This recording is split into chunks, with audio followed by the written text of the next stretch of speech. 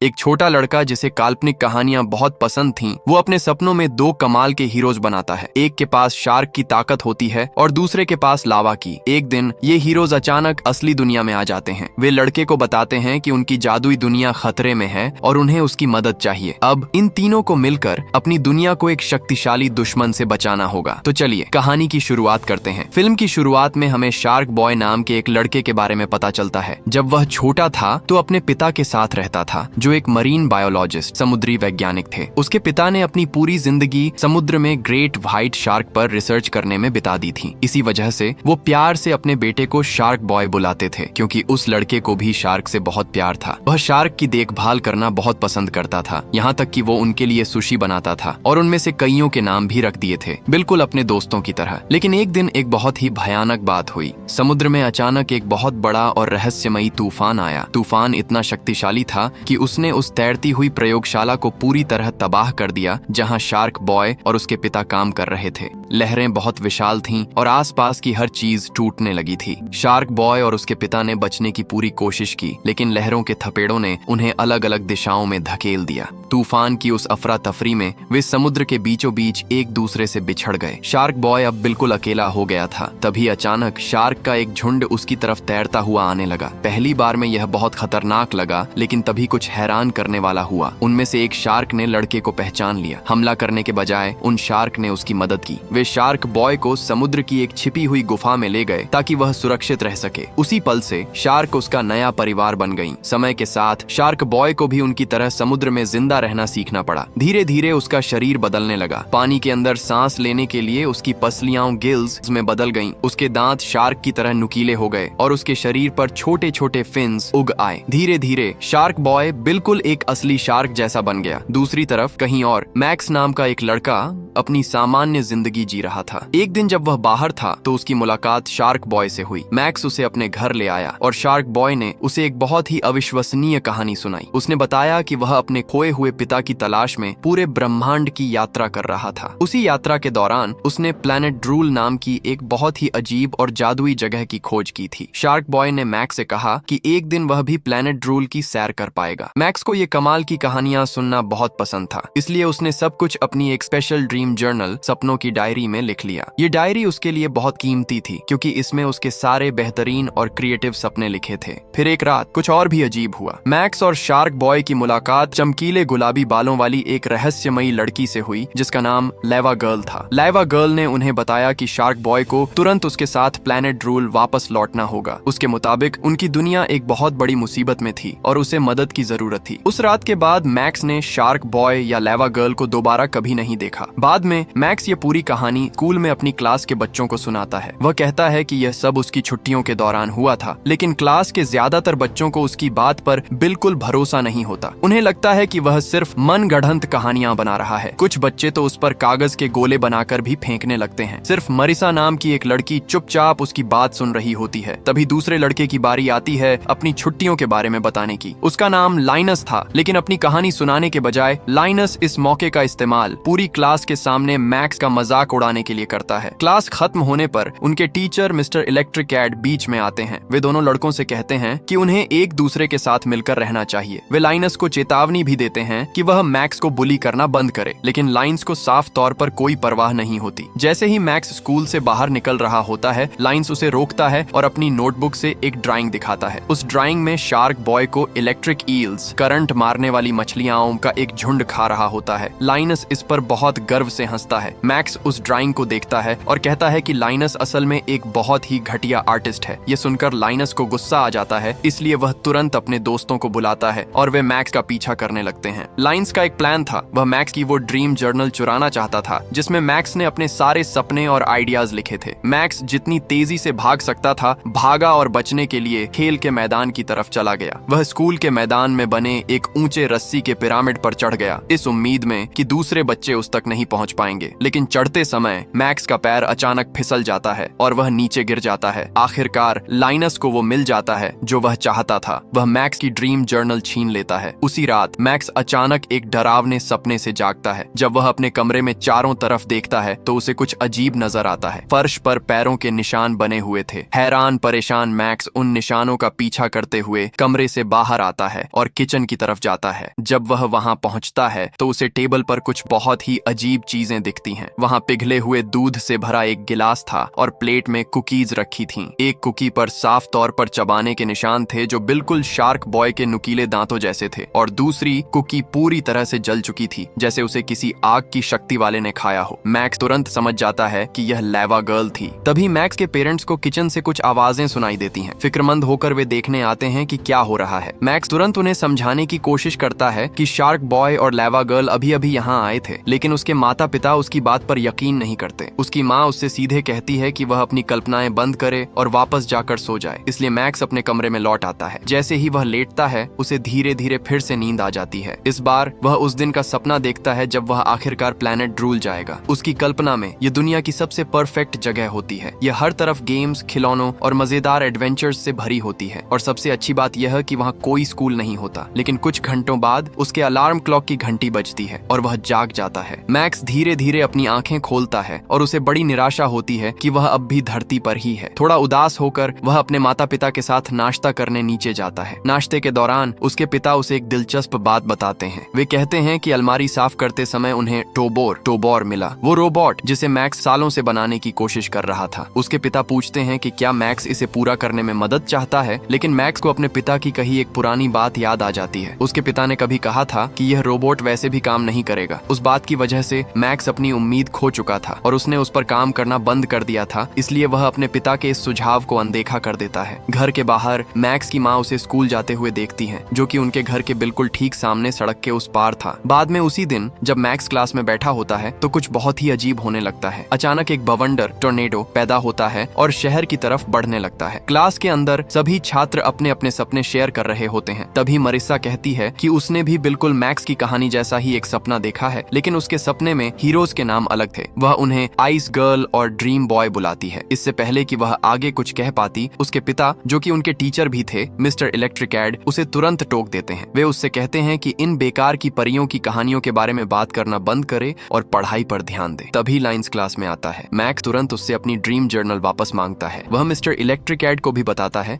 कि कैसे लाइंस ने कल उसकी डायरी चुराई थी। टीचर को गुस्सा आता है और वे लाइंस को डांटते हैं। इसलिए लाइनस अनमने मन से वो नोटबुक मैक्स को लौटा देता है। लेकिन जब मैक्स उसे खोलता है तो उसे एक बहुत बुरी चीज दिखती है। पूरी जर्नल पर गंदे स्केच और स्क्रिबल्स बने हुए थे। लाइंस ने उसकी कई ड्राइंग्स और आइडियाज को पूरी तरह बर्बाद कर दिया था। मैक्स को बहुत गुस्सा आता है। हताशा में वह डायरी सीधे लाइंस के सिर पर दे मारता है। ठीक उसी मोड़ पर बवंडर स्कूल के बेहद करीब पहुंच जाता है। तेज हवा के झोंके से क्लास की खिड़कियां पूरी तरह खुल जाती हैं। कमरे के अंदर हर तरफ कागजात उड़ने लगते हैं। इस पूरी अफरा तफरी के बीच लाइंस चुपके से मैक्स की ड्रीम जर्नल दोबारा उठा लेता है। लेकिन इससे पहले कि कोई कुछ समझ पाता, एक अविश्वसनीय घटना होती है। शार्क बॉय और लावा गर्ल अचानक क्लास के अंदर प्रकट हो जाते हैं। हर कोई दंग रह जाता है। छात्र फटी आंखों से उन्हें देखने लगते हैं। यहाँ तक कि मिस्टर इलेक्ट्रिकैड को भी अपनी आंखों पर भरोसा नहीं होता। अब यह साफ हो चुका था कि मैक्स पूरे समय सच कह रहा था। लावा गर्ल पूरे कमरे में देखती है और पूछती है कि मैक्स कहाँ है। सभी छात्र तुरंत उसकी तरफ उंगली उठा देते हैं। जब वह मैक्स की तरफ बढ़ती है तो उसके आसपास उड़ रहे कागजात उसकी लावा शक्तियों की वजह से अचानक आग पकड़ लेते हैं। फिर वह मैक्स से कहती है कि वो उनके साथ प्लेनेट ड्रूल चले। पहले तो मैक्स को लगता है कि वह अब भी कोई सपना देख रहा है, इसलिए वह अपनी आंखें कसकर बंद कर लेता है, इस उम्मीद में कि वह जाग जाएगा। लेकिन जब वह आंखें खोलता है तो शार्क बॉय और लावा गर्ल अब भी ठीक उसके सामने खड़े होते हैं। तब मैक्स आखिरकार समझ जाता है कि यह कोई सपना नहीं है बल्कि हकीकत में हो रहा है। अगले ही पल वे तीनों बाहर भागते हैं और एक विशाल शार्क की शक्ल वाले स्पेसशिप में चढ़ जाते हैं। वह शिप तेजी से स्पेस में उड़ जाता है और पूरे ब्रह्मांड की यात्रा करता है। कुछ समय बाद वे आखिरकार प्लेनेट ड्रूल नाम की एक बहुत ही अजीब और रंग बिरंगी दुनिया में पहुंचते हैं। जब वे लैंड करते हैं तो लावा गर्ल मैक्स से पूछती है कि क्या उसे यह जगह याद है, लेकिन मैक्स आसपास देखता है और अपना सिर हिला देता है। उसे कुछ भी याद नहीं आ रहा था, जबकि वह खुद ही वो इंसान था जिसने अपने सपनों में इस प्लेनेट को बनाया था। तब लावा गर्ल एक बहुत ही जरूरी बात समझाती है। वह मैक्स को बताती है कि ब्रह्मांड की हर चीज पहले एक सपने के रूप में शुरू होती है। मैक्स के सपनों की वजह से ही शार्क बॉय और लावा गर्ल का अस्तित्व है और उसकी कल्पना की की वजह से ही यह पूरा प्लैनेट ड्रूल बना है। लेकिन अब एक बहुत बड़ी मुसीबत आ गई है। यह प्लैनेट धीरे धीरे मरने लगा है। अगर कुछ नहीं किया गया तो अगले 45 मिनट में यह पूरी दुनिया तबाह हो जाएगी। चूंकि मैक्स ने ही प्लैनेट ड्रूल को बनाया था, इसलिए केवल वही इसे बचा सकता है। ऐसा करने के लिए उन्हें लेयर ऑफ ड्रीम, सपनों की गुफा तक पहुंचना होगा, जो प्लैनेट के दूसरी तरफ मौजूद है। इसलिए तीनों दोस्त एक चलती हुई तैरती हुई पट्टी प्लेटफॉर्म पर कूद जाते हैं और सफर शुरू करते हैं। जल्द ही वे एक अम्यूजमेंट पार्क, मनोरंजन पार्क पहुंचते हैं। लेकिन वहां कुछ बहुत अजीब हो रहा था। कुछ बच्चे एक खतरनाक रोलर कोस्टर पर फंसे हुए थे जो आउट ऑफ कंट्रोल हो चुका था। शार्क बॉय तुरंत अपनी सुपर स्ट्रेंथ, ताकत का इस्तेमाल करता है और ट्रॉली को क्रैश होने से बचाने के लिए थाम लेता है। उसी समय लावा गर्ल अपनी लावा शक्तियों से पटरियों को पिघला देती है ताकि राइड रुक जाए। लेकिन तभी अचानक मुख्य विलेन मिस्टर इलेक्ट्रिक वहां आ धमकता है। उसे देखकर तीनों तुरंत ट्रॉली पर कूदते हैं और भागने की कोशिश करते हैं। भागते भागते सीधे विलेन के ठिकाने के अंदर घुस जाते हैं ताकि उसका सीधे सामना कर सकें। लेकिन यह लड़ाई अच्छी नहीं रहती। विशाल इलेक्ट्रिक प्लग अचानक शार्क बॉय को जकड़ लेते हैं और उसे फंसा देते हैं। लावा गर्ल किसी तरह बच निकलती है और मिस्टर इलेक्ट्रिक के चेहरे पर शक्तिशाली लावा की लपटें छोड़कर उस पर हमला करती है। एक पल के लिए ऐसा लगता है कि उसने विलेन को हरा दिया है, लेकिन मिस्टर इलेक्ट्रिक केवल नाटक कर रहा था। वह पलटवार करने के लिए सही मौके का इंतजार कर रहा था। मैक्स अपने दोस्तों की मदद करने की कोशिश करता है, लेकिन जल्द ही वे इलेक्ट्रिक प्लग उसका भी पीछा करने लगते हैं। ठीक समय पर शार्क बॉय खुद को आजाद कराने में कामयाब होता है और मैक्स को बचाने के लिए लपकता है। वे दोनों लड़के लावा गर्ल की मदद के लिए वापस आते हैं, लेकिन लावा गर्ल पहले से ही सच जानती है। वह कहती है कि वे मिस्टर इलेक्ट्रिक को सिर्फ ताकत से नहीं हरा सकते, केवल मैक्स ही उसे हरा सकता है। मुसीबत यह थी कि मैक्स को कोई अंदाजा नहीं था कि ऐसा कैसे करना है। जल्द ही विलेन उन तीनों को दोबारा पकड़ लेता है। लावा गर्ल मैक्स से कहती है कि वह अपने सपनों को याद करे, क्योंकि जवाब कहीं न कहीं वहीं होगा। लेकिन मैक्स को प्लैनेट ड्रूल के बारे में कुछ भी याद नहीं आ रहा था, इसलिए वह अपनी ड्रीम जर्नल में सब कुछ फिर से लिखना शुरू कर देता है। इसके बाद मिस्टर इलेक्ट्रिक उन्हें ड्रीम सिमेट्री, सपनों के कब्रिस्तान नाम की एक अंधेरी जगह पर भेज देता है। जब वे वहां पहुंचते हैं तो उन्हें कुछ अजीब दिखता है। लेयर ऑफ ड्रीम्स वहीं पास में ही थी, जहां प्लैनेट ड्रूल के सारे सपने स्टोर करके रखे जाते हैं। लेकिन एक भयानक बात हो रही थी, वहां के सारे सपने किसी अज्ञात ताकत की वजह से धीरे धीरे नष्ट हो रहे थे। शार्क बॉय अचानक मैक्स से पूछता है कि उसकी ड्रीम जर्नल कहाँ है। अगर मैक्स उन सपनों को जोर से पढ़ेगा तो शायद वह सब कुछ ठीक कर पाएगा। लेकिन मैक्स बड़े दुखी मन से बताता है कि जर्नल उसके पास नहीं है। वह तो अब भी धरती पर लाइंस के पास है, जिसने बवंडर के दौरान उसे चुरा लिया था। जब शार्क बॉय यह सुनता है तो उसे बहुत गुस्सा आता है। तभी जिस प्लेटफॉर्म पर वे खड़े थे वह ट्रैक के आखिरी छोर पर पहुंच जाता है और वे तीनों नीचे सपनों के कब्रिस्तान में गिर जाते हैं। इसी बीच अम्यूजमेंट पार्क में वापस मिस्टर इलेक्ट्रिक हर चीज पर बारीकी से नजर रख रहा था। उसी समय एक रहस्यमयी चेहरा सामने आता है और उसे ऑर्डर देता है। वह मिस्टर इलेक्ट्रिक से कहता है कि उन तीनों बच्चों को दोबारा पकड़ लिया जाए, इससे पहले कि वे किसी ऐसे व्यक्ति को ढूंढ लें जो उनकी मदद कर सके। विलेन के पास खतरनाक इलेक्ट्रिक डॉग्स, बिजली के कुत्ते भी थे जो किसी को भी सूंघ कर उसका पीछा कर सकते थे। वहाँ सपनों के कब्रिस्तान में लावा गर्ल मैक्स से कहती है कि वह सोने की कोशिश करे। अगर वह सपना देख पाए तो शायद बाहर निकलने का कोई रास्ता मिल जाए। लेकिन मैक्स कहता है कि उसे भूख लगी है, इसलिए वह सो नहीं सकता। तब लावा गर्ल उसे खाने के लिए एक अजीब सी ज्वालामुखी की चट्टान देती है। जैसे ही मैक्स उसका टुकड़ा चबाता है, उसके मुंह से अचानक आग की लपटें बाहर निकलती हैं। फिर शार्क बॉय उसे खाने के लिए कच्ची मछली देता है। लेकिन जब लावा गर्ल अपनी लावा शक्तियों से उसे गर्म करने की कोशिश करती है तो वह गलती से उसे पूरी तरह जलाकर कोयले का टुकड़ा बना देती है। ये देखकर मैक्स तुरंत कहता है कि अब उसे भूख नहीं लगी है। जब मैक्स उस अजीब कब्रिस्तान में घूम रहा होता है तो उसे अचानक एक बहुत बड़ी चीज मिलती है। वह एक विशाल रोबोट था। मैक्स उसे तुरंत पहचान लेता है। यह टोबोर था, वही रोबोट जिसकी कल्पना उसने अपने बचपन के सपनों में की थी ताकि वह उसका होमवर्क करने में मदद कर सके। जब मैक्स उस रोबोट से बात करने की कोशिश करता है तो उसे एक अद्भुत बात पता चलती है कि टोबोर असल में जिंदा है। मैक्स रोबोट से पूछता है कि वह प्लैनेट ड्रूल को कैसे बचा सकता है और रोबोट उसे एक सीधा सा जवाब देता है कि हर चीज का हल मैक्स के सपनों के अंदर ही छिपा है। लेकिन एक समस्या थी, उसे सपनों के कब्रिस्तान में सपना नहीं देखना चाहिए, क्योंकि वहाँ देखा गया कोई भी सपना एक डरावने सपने नाइटमेयर में बदल जाता है। अगर मैक्स अच्छे सपने देखना चाहता है जो सच हो सके, तो उसे land of milk and cookies, दूध और कुकीज की धरती पर जाना होगा। दिक्कत यह थी कि वह जगह बहुत दूर थी। रोबोट टोबोर का शरीर भी अधूरा होने के कारण वह चल नहीं सकता था, इसीलिए वह एक मजेदार तरीका निकालता है। वह अपनी आंखों और मुंह का इस्तेमाल करके उन तीनों बच्चों को एक ट्रेन की तरफ हवा में लॉन्च कर देता है, जो land of milk and cookies की तरफ जा रही थी। मैक्स ट्रेन को कंट्रोल करने की कोशिश करता है, लेकिन ट्रेन अचानक पटरियों से ऊपर उठकर हवा में तैरने लगती है। चूंकि इसे रोकना असंभव था, इसलिए उनके पास केवल कूदने का ही रास्ता बचा था। वे तीनों ट्रेन से कूद जाते हैं। वे एक विशाल चॉकलेट कुकी पर लैंड करते हैं,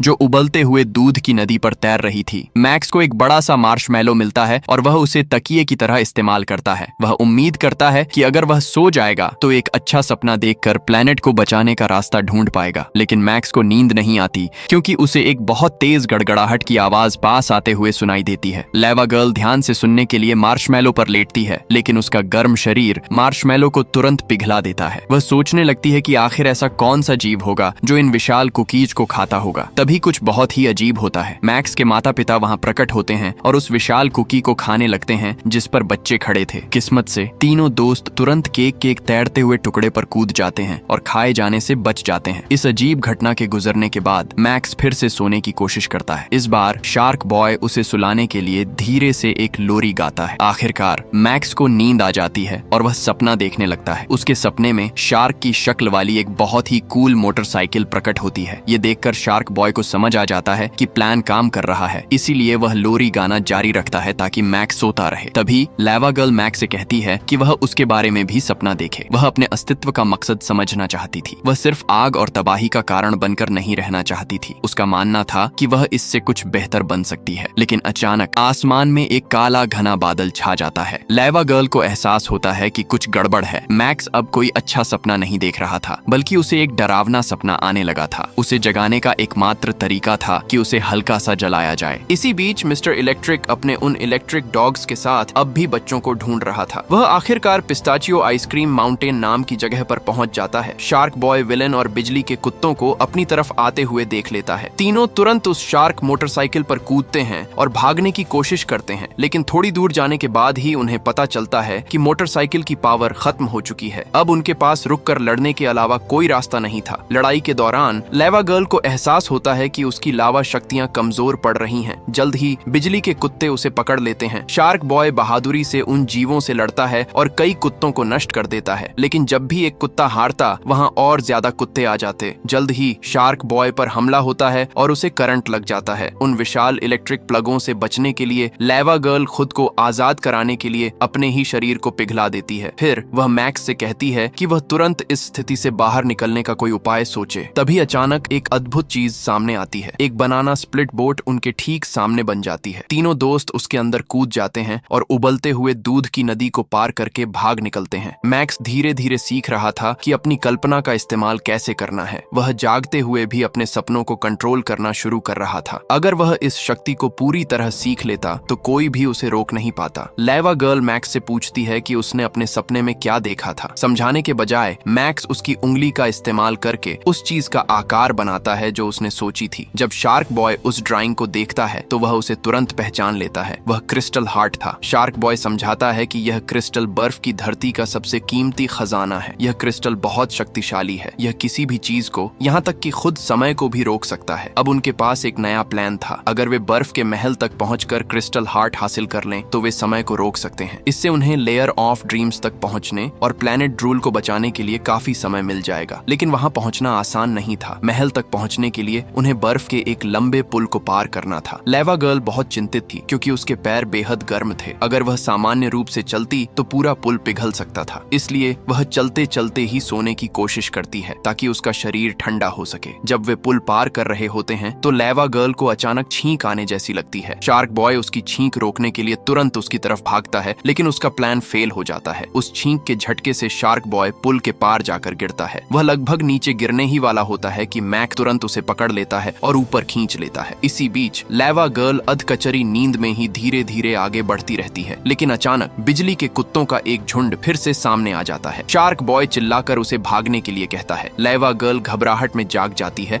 और उसका गर्म शरीर बर्फ के पुल को पिघलाने लगता है। अब उन तीनों को पुल के टूटने से पहले जितनी तेजी से हो सके भागना था। खुशनसीबी से वे ठीक समय पर महल पहुंच जाते हैं, लेकिन उनकी यह राहत ज्यादा देर नहीं टिकती। मिस्टर इलेक्ट्रिक पहले से ही वहां उनका इंतजार कर रहा था। वह तुरंत तीनों बच्चों को पकड़ लेता है और उन्हें लेयर ऑफ ड्रीम्स ले जाता है। वहां उनकी मुलाकात आखिरकार इस सब के पीछे के असली मास्टरमाइंड से होती है। वह था माइनस, जो प्लेनेट ड्रूल का सम्राट था। माइनस खुलासा करता है कि उसने मैक्स की पूरी ड्रीम जर्नल पढ़ ली है। उसके अंदर के आइडियाज का इस्तेमाल करके उसने प्लेनेट के सभी सपनों को कंट्रोल करने और बदलने का तरीका ढूंढ लिया था। जल्द ही पूरी दुनिया पर अंधेरा छा जाएगा। एक बार ऐसा होने के बाद सारे सपने हमेशा के लिए गायब हो जाएंगे और माइनस हमेशा के लिए प्लेनेट ड्रूल पर राज करेगा। इस बीच मैक्स, शार्क बॉय और लेवा गर्ल को एक पिंजरे के अंदर बंद कर दिया जाता है। लेवा गर्ल सलाखों को पिघलाने की कोशिश करती है, लेकिन उसकी शक्तियां अब बहुत कमजोर हो चुकी थीं। शार्क बॉय को भी अपनी ताकत कम होती हुई महसूस होती है। कुछ समय बाद अजीब से गाते हुए बुलबुले पिंजरे की तरफ तैरते हुए आते हैं। उस आवाज से शार्क बॉय इतना चिढ़ जाता है कि उसे भयानक गुस्सा आ जाता है। उसके दांत फिर से नुकीले हो जाते हैं और गुस्से के एक जोरदार झटके के साथ वह आखिरकार पिंजरे की सलाखें तोड़ देता है। अब तीनों दोस्त आजाद थे। मैक्स चुपके से अपनी ड्रीम जर्नल की तरफ बढ़ता है, जो माइनस के चेहरे के ऊपर रखी हुई थी, जबकि वह विलेन अपनी आंखें खोलकर सो रहा था। मैक्स अपने खुद के नोट्स पढ़ना शुरू करता है। उस जर्नल से उसे एक जरूरी बात याद आती है कि उसके सपनों में लेवा गर्ल के पास एक बहुत ही कूल मोटरसाइकिल है और शार्क बॉय के पिता अब भी जिंदा हैं, जो समुद्र की गहराइयों में एक सबमरीन में उसे ढूंढ रहे हैं। लेवा गर्ल एक्साइटेड हो जाती है और मैक्स के हाथ से डायरी छीन लेती है। वह अपनी खुद की कहानी के बारे में और जानना चाहती थी, लेकिन तभी एक बहुत ही बुरी बात होती है। उसके हाथ इतने गर्म थे कि डायरी अचानक जलकर राख हो जाती है। उस पल लेवा गर्ल मैक्स पर बहुत गुस्सा हो जाती है। वह एक ऐसी लेवा गर्ल बनकर थक चुकी थी